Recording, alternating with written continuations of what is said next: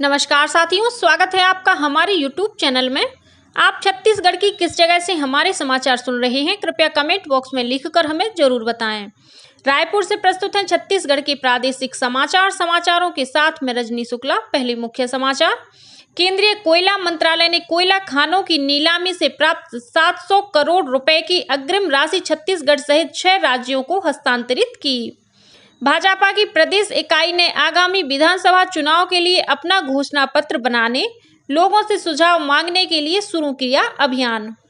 महासमुंद जिले की दृष्टिबाधित खिलाड़ी ईश्वरी निषाद ने चीन में आयोजित होने वाले एशियन पैरा एथलेटिक्स खेल के लिए किया क्वालिफाई। और बीते 2 दिनों से हो रही बारिश से प्रदेश के कई नदी नाले उफान पर। मौसम विभाग ने अगले 12 घंटों के दौरान मुंगेली, पेंड्रा और कबीरधाम जिले में 1-2 स्थानों पर भारी से अति भारी बारिश होने की चेतावनी दी है। अब समाचार विस्तार से। केंद्रीय कोयला मंत्रालय ने कोयला खानों की नीलामी से प्राप्त 704 करोड़ रुपए की अग्रिम राशि छत्तीसगढ़ सहित 6 राज्यों को हस्तांतरित कर दी है। छत्तीसगढ़ को 1,47,18,30,625 रुपए दिए गए हैं। यह वित्तीय हस्तांतरण इन राज्यों की विकासात्मक वृद्धि को सशक्त बनाने और सहायता देने की एक ठोस पहल है। इस पर्याप्त पूंजी निवेश का उपयोग राज्य सरकारें अपने क्षेत्रों में विकास को बढ़ावा देने के लिए करेंगी। यह बुनियादी ढांचे के विकास, शैक्षिक सुविधाओं, स्वास्थ्य सेवाओं और विभिन्न कल्याणकारी पहलों, समुदायों के उत्थान और समग्र विकास को बढ़ावा देने में रणनीतिक निवेश को सक्षम करेगा। प्रवर्तन निदेशालय ईडी ने राज्य सरकार से डीएमएफ मद पर जानकारी मांगी है। ईडी ने भूगर्भ और खनिज विभाग को लिखे पत्र में कोरबा के अलावा प्रदेश के प्रत्येक जिले में डीएमएफ से जुड़ी हर जानकारी का ब्यौरा मांगा है। गौरतलब है कि ईडी ने इससे पहले कोयला घोटाला और शराब घोटाला मामले में प्रदेश के 2 आईएएस, राज्य प्रशासनिक सेवा की एक अधिकारी सहित कई लोगों को गिरफ्तार किया है। इस बीच ईडी ने कल सुबह कोरबा जिले में पान मसाला के थोक कारोबारी की यहां दबिश दी। इस दौरान करीब 5 घंटे की तलाशी के बाद टीम वापस लौट गई। वहीं ईडी की दूसरी टीम ने सीतामढ़ी में गल्ला व्यवसायी के यहां छापा मारा। भारतीय जनता पार्टी की प्रदेश इकाई ने कल रायपुर में घोषणा पत्र समिति अभियान का शुभारंभ किया। एकात्म परिसर स्थित कार्यालय में पार्टी ने घोषणा पत्र के लिए मोबाइल नंबर भी जारी किया है। साथ ही लोगों से व्हाट्सएप और ईमेल आईडी के जरिए सुझाव आमंत्रित किए हैं। इस अवसर पर जन जन से उनके सुझाव प्राप्त करने के लिए सुझाव पेटिका भी वितरित की गई। भाजपा कार्यकर्ता सुझाव पेटिका के साथ प्रत्येक विधानसभा स्तर के गांव-गांव, घर-घर जाकर सभी सामाजिक, धार्मिक और व्यापारिक खेल संगठनों के साथ आम जनों से मिलकर सुझाव एकत्रित करेगा। इस अवसर पर पार्टी के प्रदेश प्रभारी ओम माथुर ने कहा कि घोषणा पत्र को छत्तीसगढ़ वासियों के मन की बात के अनुरूप बनाने के लिए कार्यकर्ता सभी जिलों और विधानसभा क्षेत्रों में जनता के बीच जाएंगे। उन्होंने कहा कि पार्टी यह संदेश देना चाहती है कि भाजपा की सरकार जनता की इच्छा और उनके मन के अनुरूप काम करने वाली होगी। कार्यक्रम में पार्टी के सह प्रभारी नितिन नवीन, प्रदेश अध्यक्ष अरुण साव, नेता प्रतिपक्ष नारायण चंदेल, पूर्व अध्यक्ष विक्रम उसेंडी, घोषणा पत्र समिति के संयोजक विजय बघेल, गौरीशंकर अग्रवाल, रामविचार नेताम, ब्रजमोहन अग्रवाल सहित पार्टी के विधायक और अन्य वरिष्ठ पदाधिकारी उपस्थित थे। छत्तीसगढ़ सर्व विभागीय संविदा कर्मचारियों ने 1 महीने से जारी अपनी हड़ताल समाप्त कर दी है। ये कर्मचारी बीते 3 जुलाई से नियमितीकरण की मांग को लेकर रायपुर के माना स्थित तूता धरना स्थल पर अनिश्चितकालीन हड़ताल पर बैठे थे। संविदा कर्मचारियों के वेतन में 27% बढ़ोतरी किए जाने के आश्वासन के बाद प्रतिनिधि मंडल ने कल मुख्यमंत्री भूपेश बघेल से मुलाकात कर उनका आभार जताया।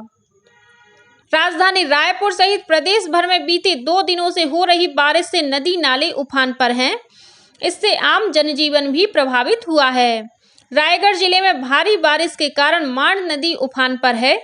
इसकी वजह से आड़ पथरा गांव में स्थित बांध का जलस्तर लगातार बढ़ रहा है, जिससे निचले इलाकों में पानी भरने का खतरा बना हुआ है।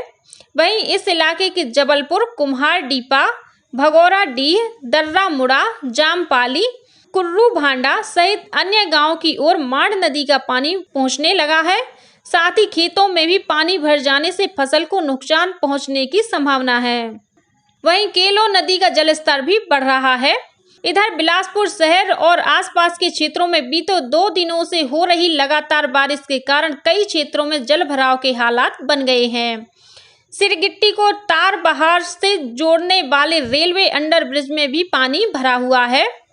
पेंड्रा में फुटहा जलाशय का एक हिस्सा ढहने से आसपास के इलाके में करीब 100 एकड़ में लगी फसल को नुकसान पहुंचा है। वहीं मुंगेली जिले में बीते 24 घंटों से हो रही तेज बारिश से लोरमी पंडरिया मुख्य मार्ग पर आवागमन प्रभावित हुआ है।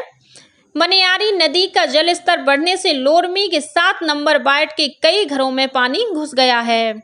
इधर दुर्ग जिले में शिवनाथ नदी का जलस्तर सामान्य के मुकाबले 3 फीट ऊपर बह रहा है। प्रशासन ने किसी भी अप्रिय स्थिति से निपटने के लिए तैयारी कर रखी है। वहीं बेमेतरा जिले में भी बारिश के कारण नदी नालों का जलस्तर बढ़ा है। लगातार हो रही बारिश के कारण खेतों में फसलें डूब गई हैं।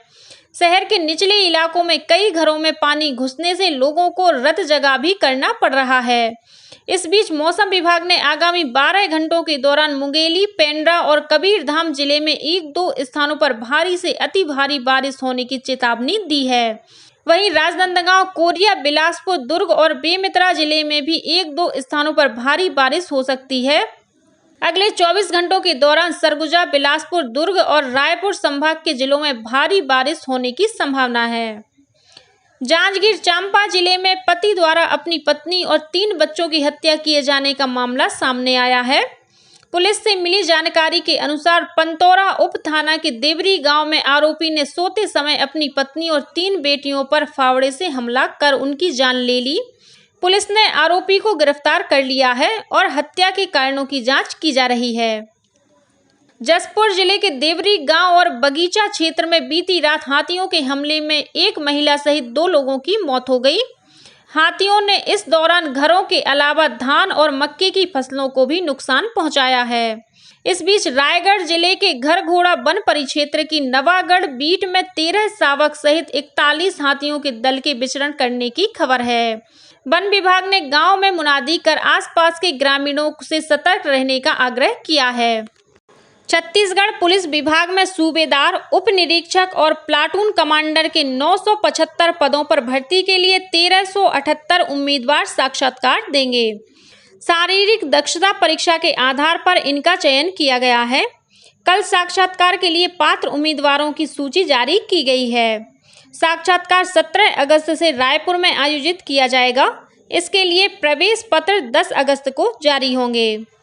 महासमुंद जिले की दृष्टिबाधित खिलाड़ी ईश्वरी निषाद ने चीन में आगामी 22 अक्टूबर से आयोजित होने वाले एशियन पैरा एथलेटिक्स खेल के लिए क्वालिफाई कर लिया है।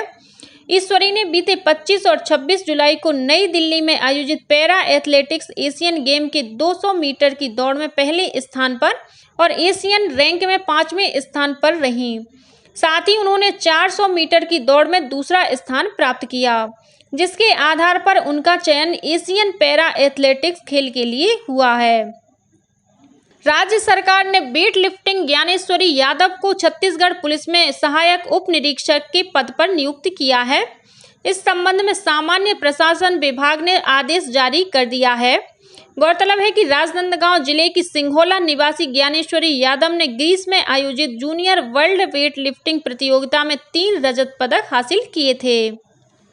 पर्यवेक्षक भर्ती परीक्षा 2023 में परिसीमित सीधी भर्ती के तहत अब 45 वर्ष से अधिक आयु की पात्र कार्यरत आंगनबाड़ी कार्यकर्ताओं के भी आवेदन स्वीकार किए जाएंगे। इससे 62 वर्ष से कम उम्र की सभी पात्र कार्यरत आंगनबाड़ी कार्यकर्ता परिसीमित सीधी भर्ती के लिए आवेदन कर सकेंगी। छत्तीसगढ़ व्यावसायिक परीक्षा मंडल रायपुर की वेबसाइट पर आवेदन भरने की सुविधा पुनः उपलब्ध कराई जा रही है। प्रदेश में संचालित एकलव्य आदर्श आवासीय विद्यालयों में कक्षा 12वीं में अध्ययनरत विद्यार्थियों को जेईई और नीट प्रवेश परीक्षाओं की तैयारी के लिए ऑनलाइन कोचिंग की सुविधा दी जाएगी। आदिम जाति तथा अनुसूचित जाति विकास मंत्री मोहन मरकाम की अध्यक्षता में मंत्रालय में आयोजित बैठक में इस प्रस्ताव का अनुमोदन किया गया। मंत्री श्री मोहन मरकाम ने एकलव्य आदर्श आवासीय विद्यालय के विद्यार्थियों को बेहतर सुविधाएं देने के निर्देश दिए। उन्होंने कहा कि बच्चों की पढ़ाई से कोई समझौता नहीं होना चाहिए। और अब कुछ अन्य खबरें संक्षेप में। स्वर्गीय श्री देवी प्रसाद चौबे की स्मृति में स्थापित एवं लोक जागरण के लिए दिया जाने वाला वसुंधरा सम्मान इस वर्ष वरिष्ठ पत्रकार लेखक सुधीर सक्सेना को प्राप्त किया जाएगा। धमतरी जिले के पात्र हितग्राहियों का 100% आयुष्मान कार्ड पंजीयन करने के उद्देश्य से जिले में आज सुबह 9 बजे से 1 दिवसीय आयुष्मान कार्ड पंजीयन महाअभियान का आयोजन किया जाएगा। यह आयोजन सभी नगरीय निकाय एवं ग्रामीण क्षेत्रों के शासकीय विद्यालयों, वार्डों, उचित मूल्य की दुकानों में शिविर लगाकर किया जाएगा। दक्षिण पूर्व मध्य रेलवे के तहत बिलासपुर चांपा सेक्शन में चौथी लाइन का कार्य किया जा रहा है। इस कार्य के दौरान सभी गाड़ियों का परिचालन सामान्य रूप से अगले आदेश तक नियमित रहेगा। महासमुंद जिले के खुर्सीपार गांव में करंट लगने से दादा पोता की मौत हो गई। भिलाई इस्पात संयंत्र में नौकरी लगाने के नाम पर 10 लाख रुपए की ठगी करने के मामले में भिलाई नगर पुलिस ने पिता पुत्र के खिलाफ अपराध दर्ज किया है। और महासमुंद जिले की सिंघोड़ा पुलिस ने करीब 37 लाख रुपए कीमत का 1.5 क्विंटल गांजा जब्त किया है। इस मामले में 2 युवकों को गिरफ्तार किया गया है। इसी के साथ छत्तीसगढ़ के समाचारों का ये बुलेटिन समाप्त हुआ। नमस्कार।